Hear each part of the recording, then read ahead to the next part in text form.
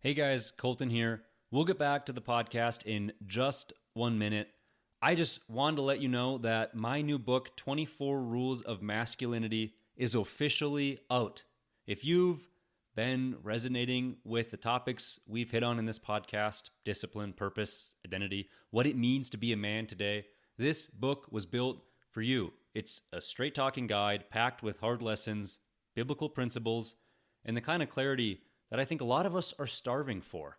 So whether you're just starting on your journey or looking to get back on track, I wrote this to be something that you can pick up, apply, and carry with you. You can find the 24 Rules of Masculinity on Amazon and through the link in the description. I would love to hear what you guys think. Now, back to the episode. Welcome back to another episode of Chasing Masculinity. Today, we're talking about one of the most overlooked truths about being a man. You need a hard thing in your life. Every man needs at least one pursuit that pushes him beyond what's comfortable, something that challenges you mentally, physically, spiritually. Why? Because life without challenge doesn't just stall your growth, it's going to actually weaken you. Comfort feels good for a while, but what if that's all you've ever chased? It will hollow you out. Weakness follows comfort like night follows day. And the reality that we live in is that modern society has been built to eliminate discomfort. Everything is optimized for convenience. You can work from home. You can order your groceries online. You can binge an entire season of TV without ever moving from your couch. You can go months without breaking a sweat or facing a single risk. But here is the problem. Men don't grow in comfort.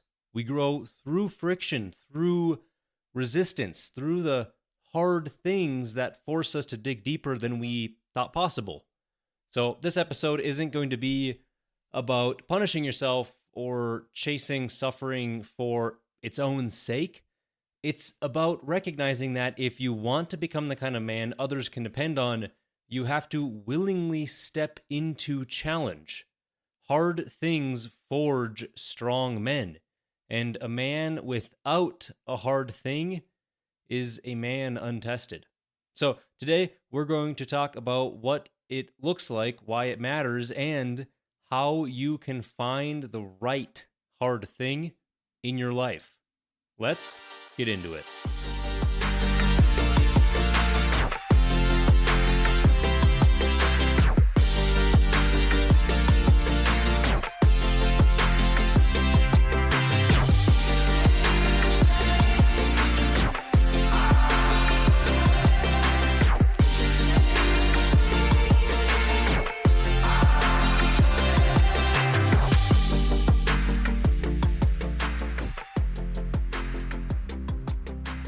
Alright, so let's start with the role of hard things in masculinity.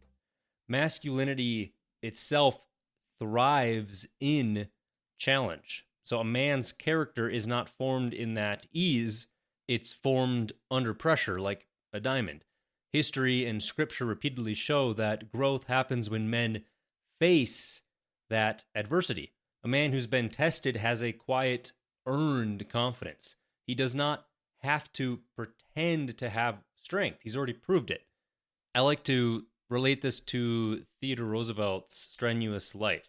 So, Theodore Roosevelt, past president of the United States, one of the frontier men, one of the founding fathers to modern America, he grew up as a really sickly child with asthma and pretty poor health. But instead of succumbing, he deliberately chose physical and mental hardship to make himself strong. He delivered his famous strenuous life speech in 1899, and he advocated for a life of labor and effort and hardship as essential to national and personal vitality. That mindset that he had of forcing hard things upon yourself to make yourself better, he carried through his presidency. He carried through his efforts such as developing the parks we know today, the interstate systems we have today, even the Panama Canal, can be attributed to the sort of mindset that he had. He believed that idleness and comfort made men weak and therefore made nations weak.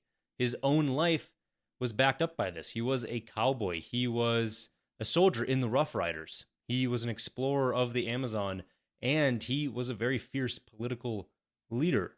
The key idea here is that voluntarily embracing those hard things is going to build that vigor and purpose, and it's going to spill into those other areas like leadership and family life. So the principles of hard things is what's going to shape masculinity. So those hard things are going to humble you by showing you where you fall short, and they're going to build resistance by forcing you to overcome those faults or those shortcomings. And they're going to give you that earned self-respect, not the kind of empty self-esteem of participation trophies, but true, genuine self-respect. Men are designed to be tested. Without that proving ground, your potential is just going to remain dormant. So, what counts as a hard thing? I want to go into the definition and key traits here. A hard thing is really any pursuit that's going to stretch you beyond your comfort and test your limits.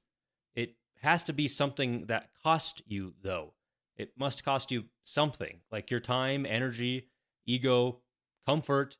It could actually physically cost you money, too, but it's something that you are having to penny up for. And it's going to have the potential of failure. A hard thing really isn't guaranteed success. It has a strong potential for failure. That's what makes the success so meaningful. And there are many different types of hard things, and you can take up many of these, probably all of them. There's physical, so that's that resistance training that I'm big on, lifting progressively heavier weights, testing physical and mental grit, or having that endurance, such as running or training for triathlons or things that are going to push your body's endurance to the limit. And then there's all those combat sports that are getting really big, like Brazilian Jiu-Jitsu or boxing. These are going to build that humility because somebody else can most likely dominate you. But it's really easy to tackle physical hard things, even though physically, yeah, it is the hardest, but it's probably also the quickest barrier to entry because you can see immediate results much quicker. The timeline to see results is much shorter for physical hard things. Then there's also mental hard things. That could be things such as trying to learn something challenging, like a subject or a new trade, like coding or carpentry, or just trying to teach yourself a new language. That's just something that's going to strain you mentally, something that's going to force you to grow. Could be launching an entire business or side hustle. There's a huge risk of failure, and there's a lot of financial and emotional risk that are burdened alongside you. Could even be just writing a book or building a platform. These all take years of consistency and effort and a lot of mental grit. It's a mental hard thing to do. And there's also spiritual and emotional difficulties or hard things, such as leading your family through hardship, such as losing a job or some sort of medical crisis, having to pick up that yoke and carry your family through even when you feel like you're not able to yourself. You still have to pick up that yoke and carry them. That is a hard thing to spiritually and emotionally carry an entire family through. Or confronting fears such as public speaking or making a stand when it's unpopular. That's that hill to die on that we've talked about previously, where you have to know where your absolute limits are, and these are the things that you will not conform on because this is what your character is made of. You're not going to be pushed over. And standing on that hill, that's a spiritual and emotional hard thing. Then there's also just blatant spiritual disciplines like fasting and having a really consistent prayer life, or stepping into some sort of servant leadership role when required. These can all be hard things to do. The criteria for identifying a hard thing are that it needs to create discomfort. It shouldn't be easy. You should want to quit at almost all times, because if you are not wanting to quit, or you know that the alternative, which is nothing, would be so much easier, then is it really a hard thing? It has to carry some sort of risk of failure, or even embarrassment. There's not going to be any guaranteed outcome here. It's going to require consistent, disciplined effort over time. It's not this one-off event. It's not that you go to the gym for 24 hours straight and now you never have to again. No, it's not this one time, I'm highly motivated, I'm going to do this and be done. It's kind of got to be really consistent. It's got to carry through different seasons of life. And it shapes not just what you do, but who you are becoming. These hard things are shaping the man that you are aiming for. So I want to talk about why avoiding hard things is dangerous. We've kind of talked about it a little bit, but that comfort culture is kind of a cult in today's society. Modern life has engineered away most of our physical, emotional, and spiritual challenges. We no longer really have a need to hunt or farm or fight or really even struggle if we don't want to. Everything can be delivered to your door. I'm sure that there's probably already been somebody born that after the age of 18 will never step foot outside of their house ever again because they don't have to technically. If it creates any sort of discomfort for them, they now have the affordability to avoid whatever life they don't want. And that constant entertainment and distraction of media and social media and our phones, that is constantly replacing any sort of meaningful challenge that we could pick up. And what this does is it creates fragile men who are easily offended and easily broken. And that very much sounds like modern culture today. And the consequences of avoiding these hard things, look at the rates of depression and mental health. These apathy levels rise when men lack purpose or any sort of challenge. And there's becoming more and more literature showing a link between physical activity and some sort of purpose-driven goals that are going to better your mental health. That's why when you are down in the dumps or you're in a depressive episode, people tell you to go touch grass. It's real. Being outside, doing something, just being out in the presence of nature or doing something difficult outside, there's a reason that people who are constantly having to or choosing to do that are probably a lot less prone to this modern Western mental health crisis with these insane numbers of affected adults that we've never seen in the history of mankind. There's a lack of earned confidence. There's that lack of self-esteem because without that effort, it's kind of hollow. Any confidence or self-esteem you have is hollow without any effort that you've put in to actually deserve that outcome. There's going to be a clear delineation or disconnection from any sort of role as a provider and protector as that masculinity atrophies. The path of least resistance makes men the least resistant. So these easy paths that we take are going to create that weak men. So when crises come, they're going to fold. Men need that stress inoculation. It's that regular exposure to these manageable hardships so that when the time comes, you will be ready for a real hardship. And that weakness is really contagious. So a man who refuses challenge does not just harm himself. He's going to impact all of those around him. He's not going to be able to protect his family as well, or inspire his sons, or lead his friends as well. Or he's just going to set the tone for mediocrity and fragility in his local sphere of influence. Conversely, a man who's embracing those hard things could often inspire others to do the same. That strength, that's contagious too. So when you embrace and pursue strength, that's going to rub off all the same as weakness. So how do we choose the hard things that transform us? There are core benefits to constantly doing hard things. It's going to build discipline. So you need to learn to show up regardless of your feeling. That repetition is going to ingrain habits. That discipline is forged by overcoming the internal resistance to quit. Think of when you are physically training your body, when you're in the gym, but you're tired and sore and you don't want to. You're still writing that script when you have no inspiration. That discipline bleeds into all areas of your life, like your work ethic or your parenting or just your faithfulness. Another core benefit of consistently doing hard things is building confidence. Real confidence isn't this self-talk or empty affirmation. It's earned through accomplishment. When you know you've suffered and succeeded, you develop that unshakable self-belief. Think of a man who has completed a grueling race or built a business from absolutely nothing. He's going to carry a much different presence than those who were given something or don't have that same sense of self-worth through results.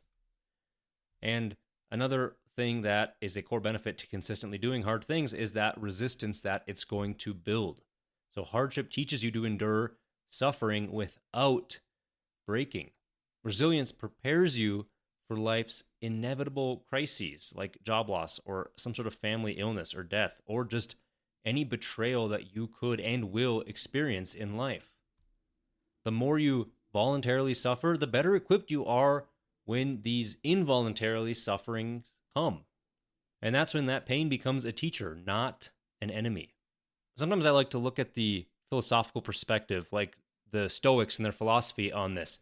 They believe that hardship is essential for virtue being a core value of a man.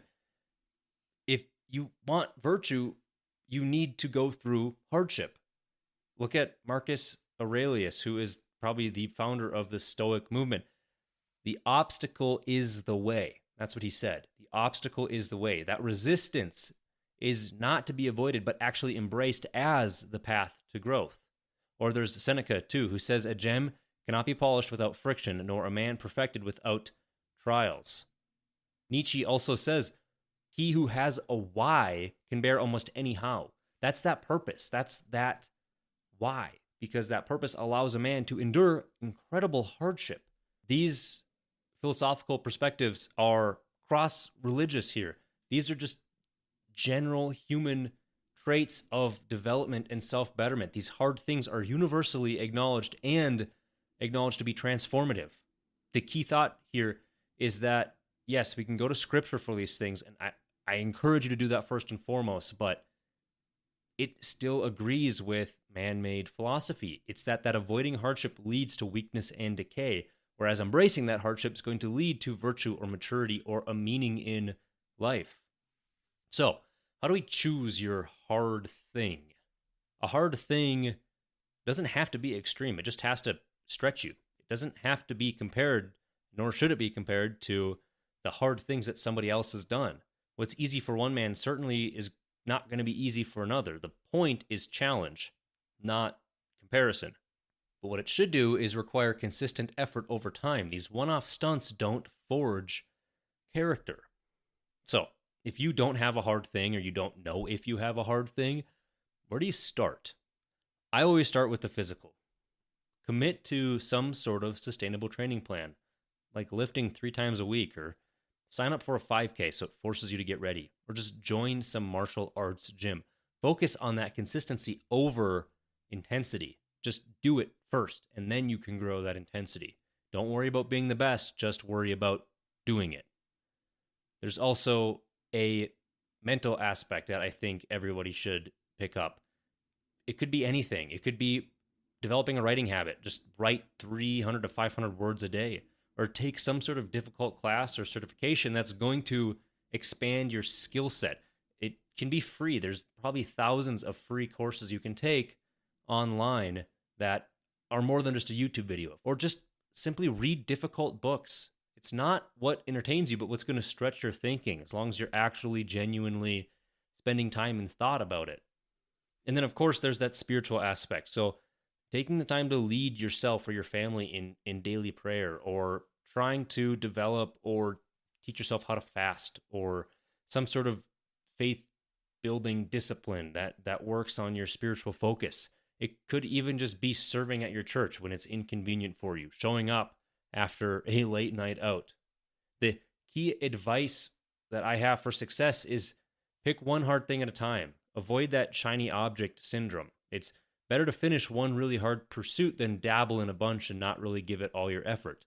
And it should scare you a little bit. Discomfort is the point. Fear signals growth.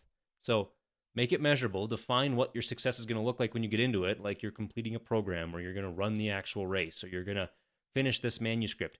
And then you could go commit to it publicly for accountability. Tell your spouse or your friends or your men's group, somebody that you feel comfortable sharing this information with, not out of a stance of bragging, but out of a stance of, I need you to help me here, keep me accountable. So I want you to ask yourself, what's one hard thing that you're currently pursuing? And is it really stretching you, or do you feel like you're kind of coasting right now? Next, where are you avoiding discomfort? Are you hiding behind busyness or excuses? What's one area, physical, mental, spiritual, where you've gotten soft? And if you don't have a hard thing, pick one. Could be any one of those three or all three, and just commit to it. Start with one and then keep adding. Don't jump on and do everything all at once. Start your repertoire slowly and start building that over time. That's going to build up the discipline to continually add more hard things to your plate and grow your palate. And if you do already have a hard thing, just raise the bar. Push yourself a little further. Set new milestones. Make your current pursuit just a little bit harder on yourself. And then tell that one man for accountability. Tell your brother. Keep that public commitment alive to keep you honest. So, we've covered a lot today in a very little bit of time, but I think the point is really simple, and I've probably droned on enough about this. Every man needs a hard thing. Not because life is easy without it, but because life is hollow without it. Growth only comes through friction, discipline, confidence, resilience. They are earned in the places where you want to quit. If you've been coasting, ask yourself where you've chosen comfort over challenge. What's one thing you can take on that will stretch you, that physical, mental, or spiritual hard thing? Pick something that scares you a little bit and then just start it. Don't overthink it. Don't wait for the perfect time. Just do it. Hard things are not punishment. They are preparation. And the man you're becoming depends on the battles that you're actually willing to fight. So, just this week, pick your hard thing. Show up. Push through, and watch what it does for you and the people that you are leading. Thank you for tuning in to Chasing Masculinity. Until next time, keep chasing.